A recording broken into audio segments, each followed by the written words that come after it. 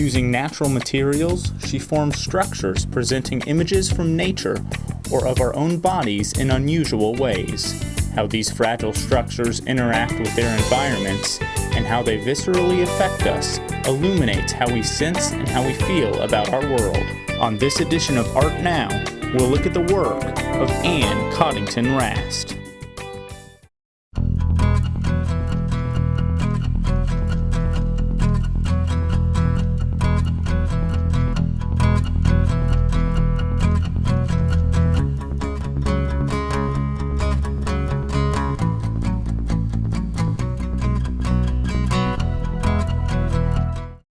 Hi, welcome to Art Now, a program where we talk to artists whose work is part of our community. I'm Pat Salmon, and I'll be your host. Our guest today is Ann Coddington Rast.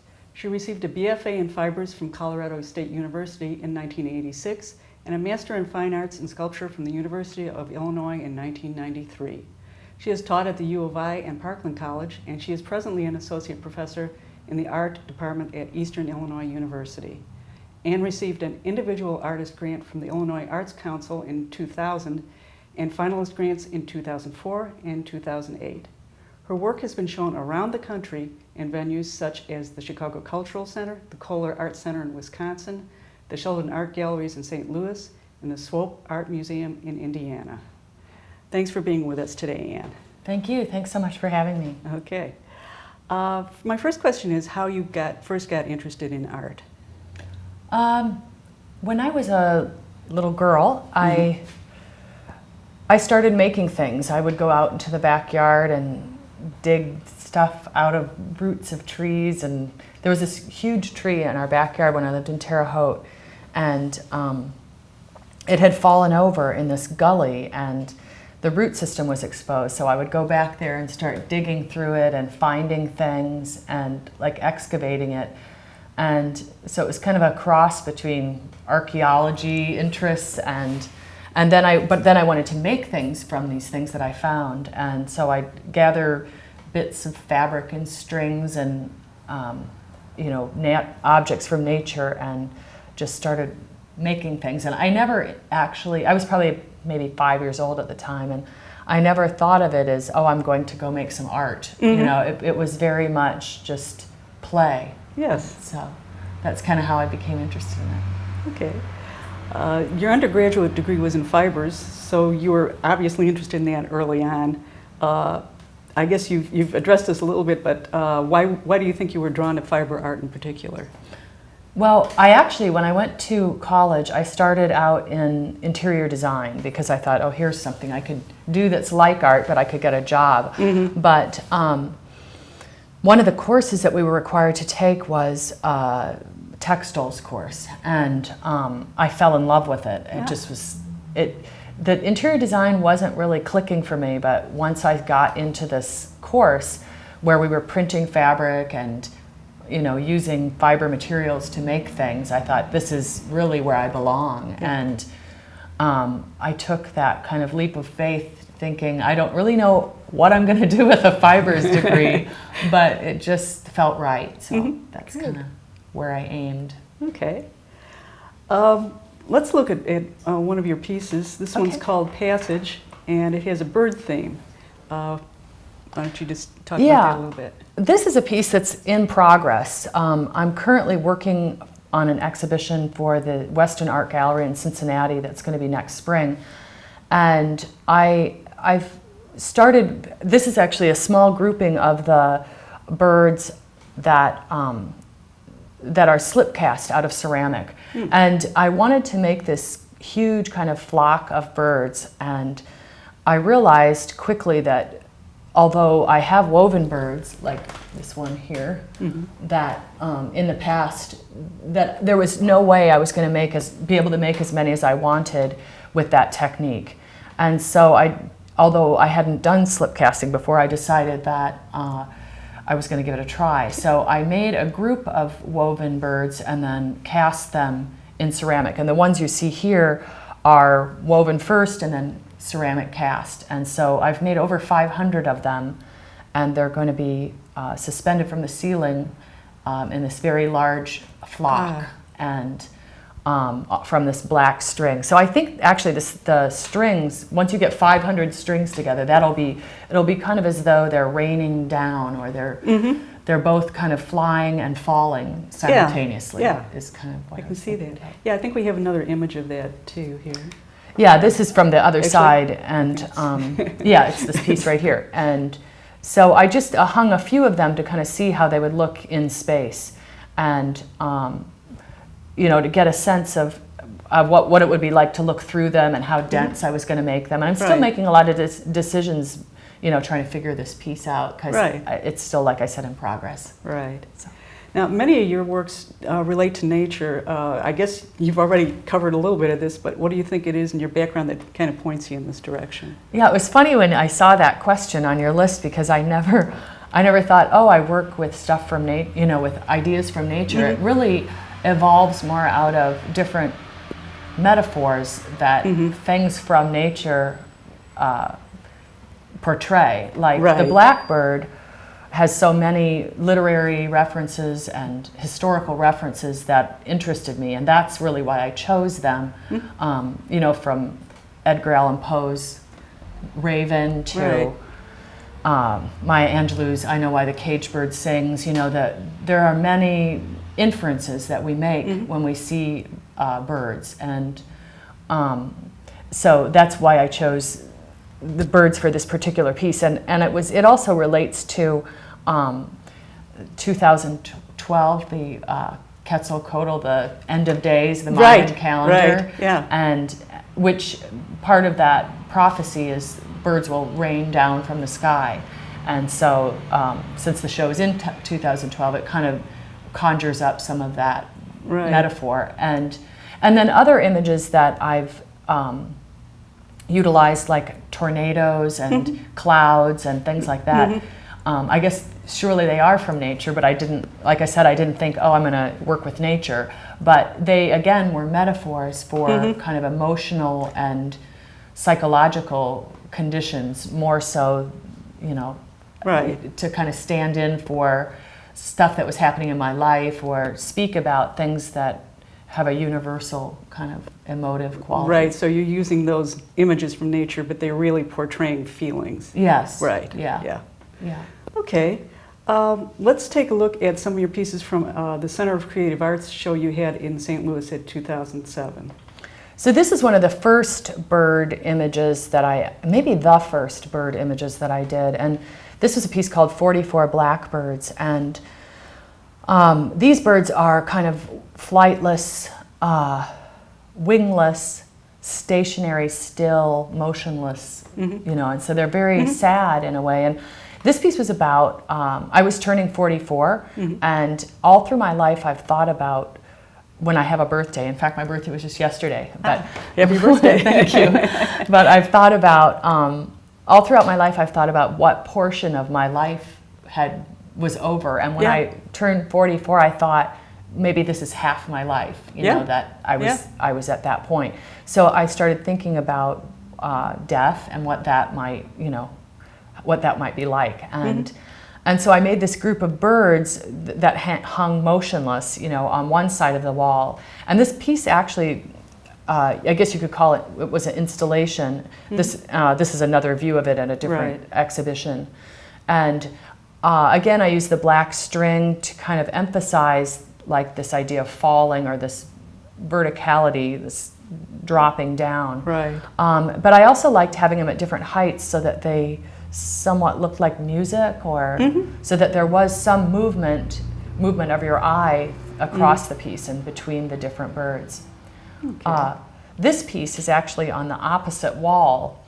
If you could go right through the wall, this wall, to the other side, this is a piece that relates to that, the other piece. And in this piece there are 44 birds, and this piece is called Letting Go. And here there are 44 birds made out of this glassy-like string, and which is inserted into holes in the wall. So it's actually really kind of hard to photograph, but you get a sense, it's very much more like movement and light. And whereas the 44 Blackbirds is stillness and, Yeah, the stationary. end. You know, Yes. this is the idea of letting go, like the soul letting go from the body. Right. And so I wanted it to have kind of that fluttery movement feeling. Right. So that's what this piece is about. Okay. And then the next piece is merging. Okay, so this piece, merging, was another piece where I drilled holes into the wall, and in this case I inserted sticks into them. Mm-hmm. And the idea here was to kind of deny the sense of permanence and of the gallery space. Mm-hmm. It's as though, to me, a tree out from the out of doors beyond that wall mm-hmm. has kind of merged into the gallery space. Yeah. So that was the idea behind this, and what if kind of that could happen, like not perceiving that gallery space is this permanent, stable, solid thing, but more like a permeable, membrane, and that the power of nature, like the power of a blade of grass to come up mm-hmm. through a sidewalk. It's that same kind of, it's almost magical to me. And mm-hmm. so that was what this piece was about. Great. Okay, then we've got some of your pieces from the Illinois Wesleyan University in Bloomington show in 2008. This is just a shot overall of the exhibition. One thing I was going to ask is how you conceptualize a large installation with all these different pieces, and does lighting play a role in it? Yes, it's this space. Whenever I have a show in a larger space, I go see the space, of course, mm-hmm. so that I can kind of conceive of how and how the work will fit and what work will fit and the space around it and all of those kind of considerations. And the Wesleyan space is a gorgeous space. Mm-hmm.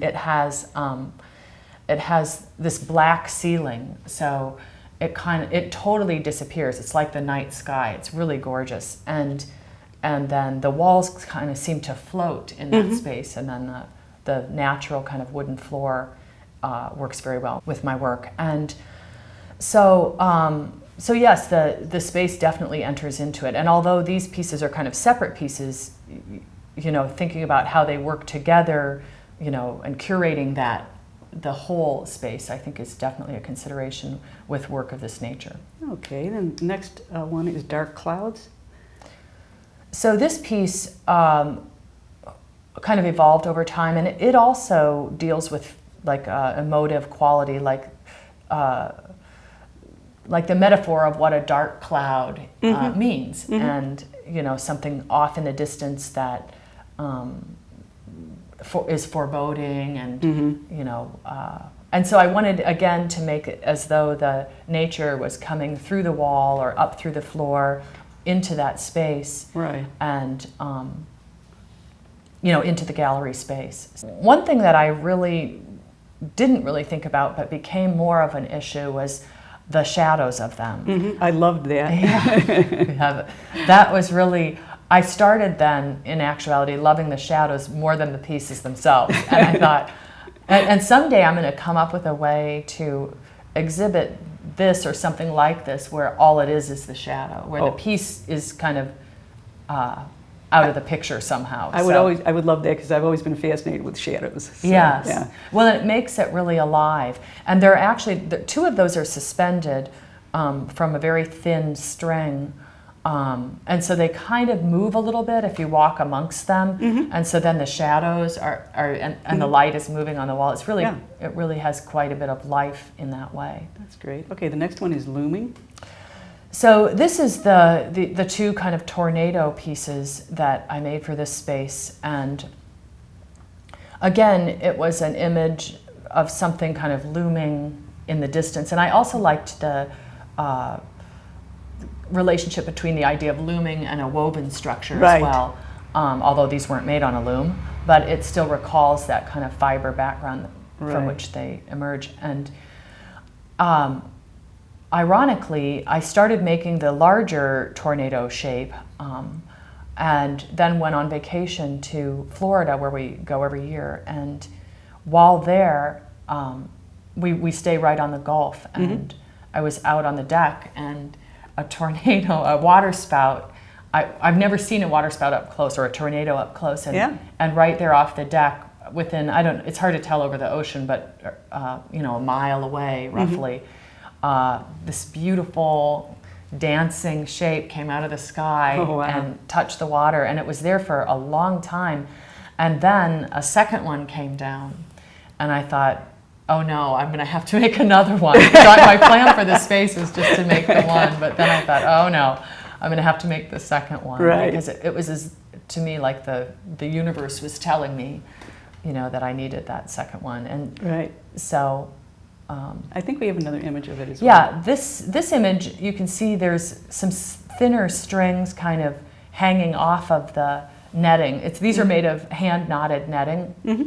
And then at the corner of each of the knots, I've attached a very thin kind of thread-like string that really has quite a bit of movement if you walk near the piece. Okay. So it gives it a little bit, again, more kind of a sense of motion. Right. Okay, the next one is thicket. So this obviously relates to the piece that we saw before called merging, and it was the same, very much the same kind of concept, but I wanted to have a whole group of trees that kind of seemed to be emerging through the wall. Right. And there's a little bit more detail of that. And again, even though the shadows are very small and short, you know, that the dance of light on the branches is really, I would have thought, oh, this would be so easy. You just grab a pile of branches and start cutting them up. But actually, I wanted each branch to be the tip. Okay. So it involved like a lot of work. Categorizing and cutting all these different lengths, and I wanted all these beautiful tips, and some trees had much better dried branch tips than other trees, and then kind of organizing them by size and I also feel really lucky that these galleries allow me to drill thousands of holes into their walls, and in order to realize such a piece. Right. Okay, let's take a break now and talk a little bit about the techniques that you use. Okay.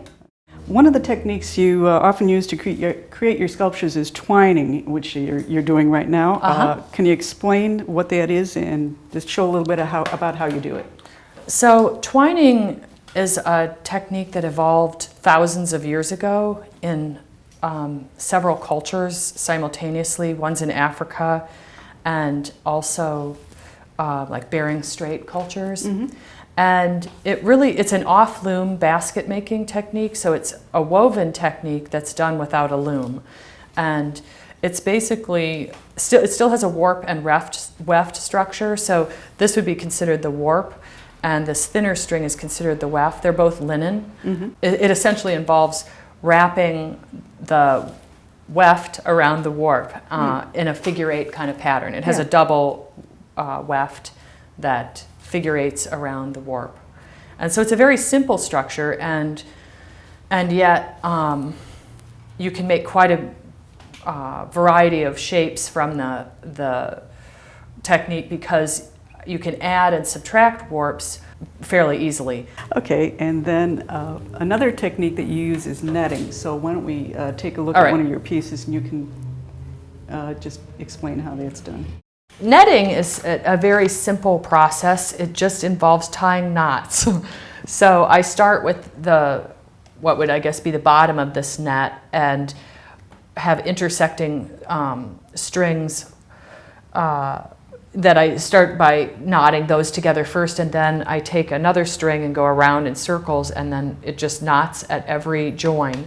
And it's an extremely sturdy structure because of the fact that it's knotted at every join. And one thing I like about it is that it's kind of like a container, and yet it's so translucent. I mean, you can see what's inside it, but you can see right through it at the same time. Yeah. Okay, well, thanks for showing us that. Let's look at a few more of your more recent pieces. Here are some from the Sheldon Art Center in St. Louis in 2009. This one's called Adrift. Yeah, so this piece is a boat-like form, and I had the opportunity to hang a piece in this kind of atrium space, which was quite long and narrow, and So I chose to make this kind of floating boat that within this elongated space. And one thing I really liked about it is that it was exposed to nature, so it could, you know, it got rained on and the wind blew it, and so it had quite a bit of movement. It was suspended about 20 feet from up in the air, and it floated right in front of these windows that were in the gallery space. Yeah, and it looks different from different points of view too. Oh yes, so this is from below. And actually, the patrons weren't really able to come and see it from down below it, but I wanted you to get the sense of how narrow and deep the kind of chasm was that it laid in. Right, and then we've got a view of it from indoors. Oh yes, so that's from the inside. Yeah. And I have, I was able to, one time I went to visit and I saw it in the snow, and it was so beautiful. Oh yeah, I can see that. Just subtly kind of swaying. And again, the boat image I use as kind of a metaphor for transition, like going from one part of life into another, one state into another state. Right. Okay, the next shows us just in general a panorama of the gallery. Yes, this is the Sheldon Art Center in St. Louis, and this piece was called, this exhibition was called Endless Sky. And so all the pieces in some way relate to the sky, or, you know, have a relationship in some regard. Like this piece is called Constellation, and it was based on the Pleiades, which is Seven Sisters constellation. I think it's also the same as Subaru. I think that's the same constellation, named different places, named different ways in different countries. And so instead of having a black sky with white stars, I inverted that to make these kind of black star patterns on the white background of the wall. And each of these is a woven sphere-like form with a plaster ball inside of it. Okay. So, and then they kind of just float there on the wall. Okay. This one is Endless Sky. This is the title piece, yes, Endless Sky. And so for a number of months, I took photographs of the sky. And these are all just different pictures of the sky, some from out of an airplane, some from standing in my front yard, and sometimes my daughter and I would jump in the car, and because the sky was so beautiful this particular year when I was doing this project, and we'd drive out into the country and start shooting images and you know, try to capture these beautiful moments of light and color. Okay. This piece is called Feather Cloud, and it was made of, I don't know, several thousand feathers that I tied to pins, and then I've hung this in different ways, but in this particular installation, I made it into this like 7-foot cloud shape. And again, it was one of those, because it was made of feathers suspended from strings, it was, every time you walked near it, it fluttered. And so it was this bird-like angel wing kind of feeling to it. Right. And then we have Looking Up. And yes, this piece is Looking Up. And so it's both twined and netted. And it's hung in such a way that when the viewer is looking at it, they're in the same position as the sculpture itself. So it's as though you're looking up into the night sky. Right. Or actually, it could, I guess, be the day sky. And then these are from your most recent exhibition, which is at the Beverly Arts Center. Yes, this is a piece I just finished, actually, a couple weeks ago. And this is called Hands Home. And it's about being connected with someone. And this is called Sisters. And again, it's partly twined at the top and then netted at the bottom. And I wanted these to be kind of like, and this is about 8 feet tall. It's hard to get a sense of the scale here in the photograph, but I wanted it to kind of have that relationship of value, like dark and light, but also kind of an emotional darkness or an emotional lightness. And they're kind of dress-like or corset and skirt-like forms. And then this is Vestiges. Yeah, it's funny seeing these pieces that are so new. Vestiges is made of twined linen and hair. I've been working a little bit with hair as a material, which has this really interesting quality of being very attractive, but also somewhat repulsive. And so these are kind of like amulet or fetish kind of forms. And they're each about maybe a foot tall, or maybe not even quite that big. And so this is actually kind of an ongoing piece. I have, I don't know, 20 something of them there, but I kind of feel like I'll be making more of them. Okay. Then we have just a couple more pieces here. This is Mother Memory. Yeah, and this is also an ongoing piece. And some of these behind us are new additions to that grouping.